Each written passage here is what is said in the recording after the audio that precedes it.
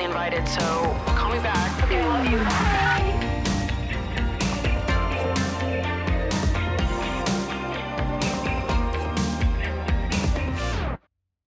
Ever since I quit my job to start doing YouTube full-time, the first fucking thing on my priority list was starting my podcast. So there's been a lot of work that's been put into this show, and I'm so excited that the time is finally here that I get to share it with you guys. As you're watching this video, the first episode is already out. Links are gonna be down in the description down below. It'll be every Wednesday from now on, Spotify, Apple Podcasts, and the video version will be on the Emotionally Online Podcast YouTube channel. I talk more about the show in the first episode of the podcast, so I won't bore you with the details. You can just go listen to the show. But if you're into slumber party vibes, spilling guts, sharing secrets, you're gonna like this show, and I'm so excited to really get into doing it. Also, if you're watching Love Island this season, I am talking about Love Island at the end of every episode for the summer. So come talk smack about the islanders with me, mate. Okay, that was bad.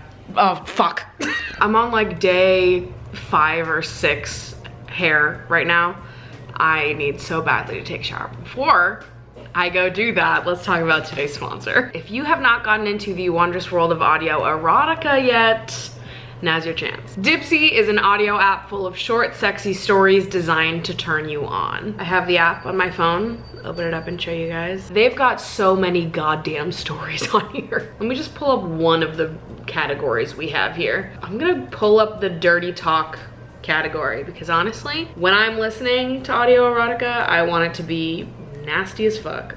In the dirty talk category alone, there's 237 stories on here. And that's just one category. So you have many options to choose from. It's honestly never ending. And it is equal parts relaxing and hot to just throw on some headphones, lay down and listen to these characters dirty talk right in your ear, tell you exactly what they'd like to do to you. It's so good. It's so fucking good. It's super hot. It feels incredibly sensual. And as soon as I discovered audio erotica, it very quickly became one of my favorite ways to turn myself on and indulge in that part of myself. And for viewers of my channel, Dipsea is offering a free extended 30-day trial when you go to dipseastories.com/partylikeMaddie. That's DIPSEA stories.com/partylikeMaddie. And thank you again to Dipsea for sponsoring today's video. All right, come get ready with me to go to brunch with my friend Storrey. I feel like I haven't made a fashion video in like a minute, and I have so many new pieces to style and show you guys. I've actually been having a lot of fun with summer fashion. I know that I said I was nervous about it because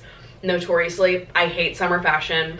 Summer fashion hates me. I find it boring, not fun. I never feel super excited to wear anything in the summer because I just hate summer. I'm just a summer hater, okay? And I'll say it 100 times every year, and I will be super annoying about it, and I won't shut up, and you can't make me, okay? Because I've had to listen to winter haters my entire life. Oh, camera's about to fall. So I don't know exactly what I want to style today. I recently got this green midi skirt from Mango, but I'm short, so this is for sure gonna be more of a maxi on me. I also got this very cute pink skirt from Ray, but I don't really know if I want to wear either skirt right now. There's a part of me that just wants to wear a dress or a jumpsuit to brunch because I'm not doing much for the rest of the day, and that's easy. It makes my life easy when I only have to wear one item of clothing and the outfit is just done. Maybe this jumpsuit that I got from Fashion to Figure. And you know what? I actually have something to say.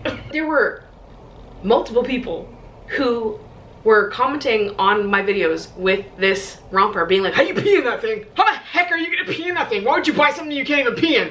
And I was like, how do you pee in any of your clothes? Answer this question right now. How do you pee in any of your clothes? You take them off, okay? You knew the answer to that question before you asked it. But because it's a romper and it's one piece, you're like, how do you pee? Shut up. You're confused because this is one piece and you're like, oh, your titties really out in the bathroom? Yes, my titties are out in the bathroom, in any bathroom. If I'm wearing a romper and I have to pee, I'm taking the whole thing off. I'm buck naked in a bathroom. In your house, maybe. If you invite me over and I'm wearing a fucking romper, yeah, I am ass naked in your bathroom taking a piss. But the thing is you knew that. See, this is so cute and also so easy, which is the vibe I'm going for this summer for sure. Also, update on the fashion front. I always try to tag all of my clothes on Instagram, and I link a lot of the stuff I wear in the description of my fashion videos. But I recently put all of my clothes onto the Nate app, so now it's all in one place. If you haven't heard of the Nate app, it's a shopping app where basically I can make lists, add everything to those lists, and then you guys can shop directly from them, and then I get a little bit of a kickback. So I made a list on the Nate app called My Closet that literally has links to every item of clothing in my closet. I also have an accessories list, a home sweet home list, a beauty and makeup list. So if you're interested in any items that I own and you're like, Maddie, where's the link? It's probably already in Nate. So all you have to do is download the Nate app. I'll have links to my lists down below. So if you're looking for an item of clothing that I wear, go to my closet list, scroll through until you find the item. You can make a purchase directly in the app and I'll get a kickback, or you can just take the link and leave. Up to you. I don't care either way. And then if you follow my list, you'll get updated every time I add a new item. So if you like the things I wear, you want to know where all of my items are from, follow the My Closet list on Nate, and then you will get updates every time I add new clothes to my closet, which is kind of fun and very easy for me to have it all in one place. So if you're looking for where my stuff is from, it's all going to be on Nate from now on. Links to all of that will be in the description down below. And with that being said, let's go to brunch. I love having purple hair. Just had to say it again. Okay, let's go to brunch.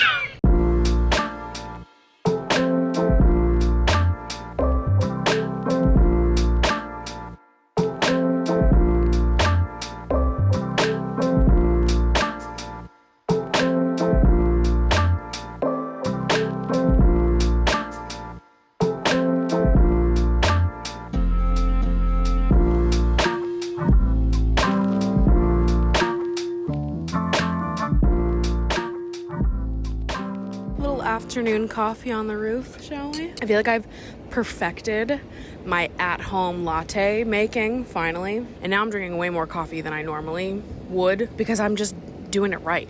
I'm doing it so goddamn good. And I posted that on Instagram and everyone was like, share the recipe, and I'm like, it's really not impressive.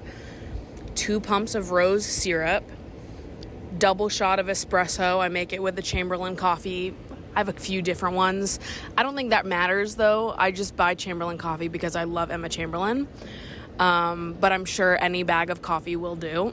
And then I fill the rest of the glass up with oat milk. But I have to use these glasses. I just think the amount is perfect, and I fill it up entirely with ice. So I actually can't help you. Anyways, having a little afternoon coffee moment on the roof, which is so fun. I saw a tweet this week that I've been thinking about from Teffy, hello Teffy, who I love and adore, one of my favorite people on the fucking internet. Teffy tweeted, sometimes people tell me that I'm so good at expressing my emotions, but sometimes I worry I analyze them so much and organize them in a way where I can label it so I don't have to feel it, like tagging it and then throwing it back into the wild, out of my house and out of sight. I read that fucking tweet and was like, huh, get it away.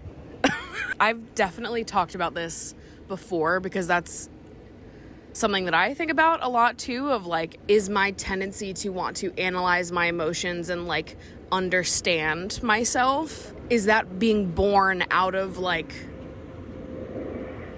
a disgust for those emotions and wanting to just understand it so I can label it and compartmentalize it and organize it in a way that makes sense to me, because not being able to understand or rationalize my emotions makes me freak the fuck out. I think my take on it is like, it's both a good thing and a bad thing. I think that it's just one of those things that has a little bit of both to it, because I think on the one hand, organizing my emotions and really digging into myself and reflecting and analyzing and doing the most to understand how I feel, that helps a lot. And I do feel like having an organized brain, which I talk to my therapist about all the time, because I do think that a lot of the time when I'm freaking out about something, it's because I can't organize it. It doesn't fit neatly somewhere inside my brain, and I hate it. I hate that. I like being able to just like organize my brain, and that doesn't mean like good or bad. You know, I can organize negative parts about myself, but I can fucking organize them. Does that make sense? let me keep talking. God, fuck planes. I'm in the middle of a thought and you're making me pause. I'm gonna forget what the fuck I'm talking about. Go faster. Organizing my thoughts in my brain like that and analyzing myself so that I can organize my thoughts, I do think it helps me understand myself better. I think it helps me to be more compassionate with myself because of that understanding.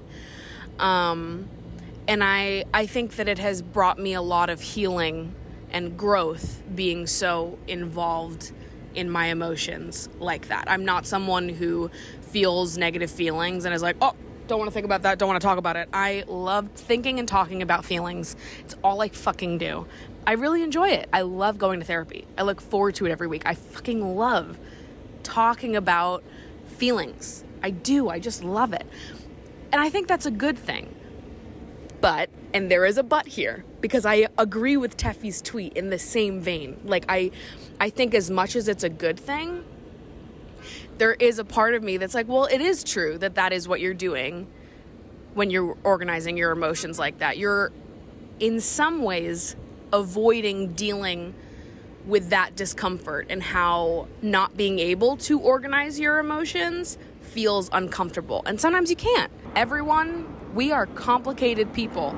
Sometimes we do hypocritical things. We act in ways that don't align with the ways that we see ourselves. And then we have to sit there and go, wait, how does this fit in to my picture of myself and who I am? I don't know where to put this. I don't know how to understand this feeling or emotion or thing that I did or didn't do. You know, whatever it is. I think there definitely is an aspect of the organizing that is you trying to organize it so that it doesn't feel uncomfortable, so that you don't have to sit in that feeling of misunderstanding or being confused about yourself, because it's a very uncomfortable feeling.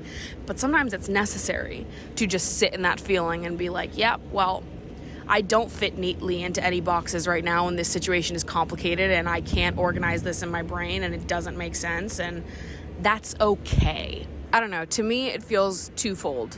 Like, I do feel like organizing my emotions and being very analytical towards myself and how I feel has helped me a lot. But I do think that there probably have been moments where it hasn't helped me.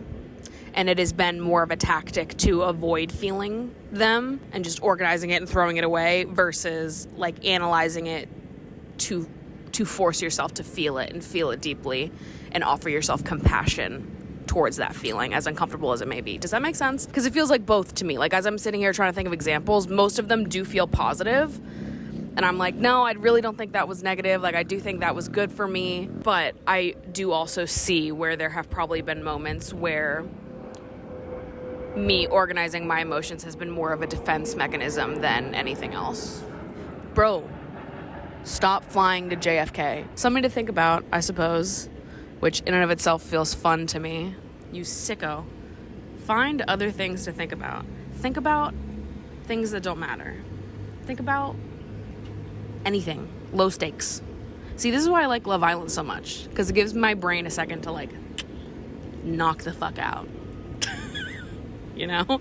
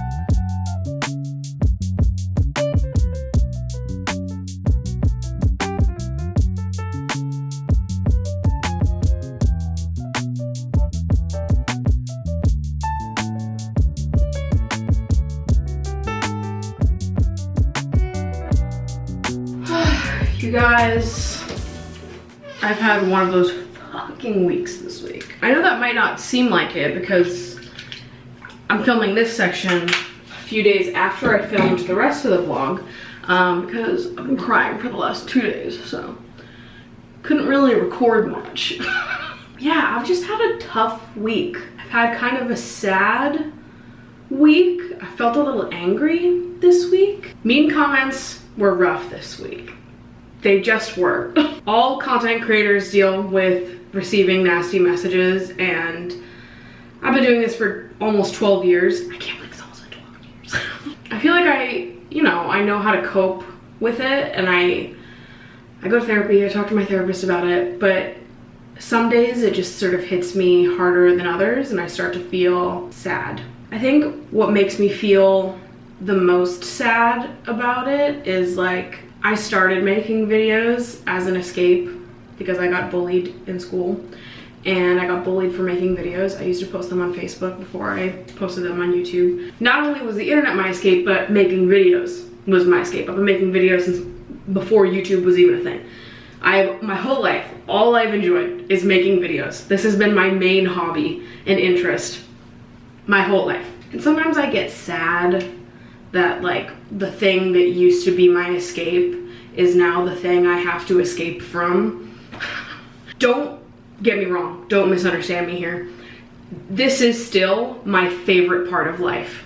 Making videos, being on YouTube is still the thing that brings me the most joy. But I'm a sensitive girl, and it's really hard to read mean messages about you from people who are like dedicated to misunderstanding you. Also, it's not lost on me that it's like the most deeply unrelatable thing on the face of the planet, and it makes me feel bad talking about it sometimes, or like acknowledging how deeply it impacts me, and like the fact that I just spent 2 days of my life crying. It feels stupid sometimes to be like, yeah, I spent 2 days crying because of hate comments, because I'm in like this incredible privileged position to do the job of my dreams and get to work for myself, and I feel weird about it sometimes. But I also feel weird about not acknowledging that it impacts me and that I have a hard time with it, because I feel like it would be disingenuous to act like I'm totally unfazed by something that is like the primary thing I talk about in therapy. Anyways, I just feel like I have been having one of those weeks where it just seems to hit me harder. I'm in desperate need of some time with my friends. I don't know, when I get sucked into those spirals of reading a ton of messages from people who just don't fucking like me. Like, it's okay, you don't have to like me, but you also don't have to send me horrible messages. You know, you can just scroll if you don't like my shit. That is an option. But when I get into those spirals of like reading the nasty things that people say about me and taking it to heart, I feel like I just need to take a step back, walk away from social media for a few days, hang out with my friends, and like just really remind myself that I have a full and complete life outside of social media, full of people who love me. And like, if some strangers on the internet think I'm a fucking loser, then I'll be okay. You know, I turn my phone off and it's like they're not even there. I'm just gonna really take it easy, show myself some love, and hang out with my friends this weekend, and yeah, do what I gotta do to take care of myself. And I hope you guys take care of yourselves this weekend too. I love you guys so much it fucking hurts. And I will see you in my next video. Bye.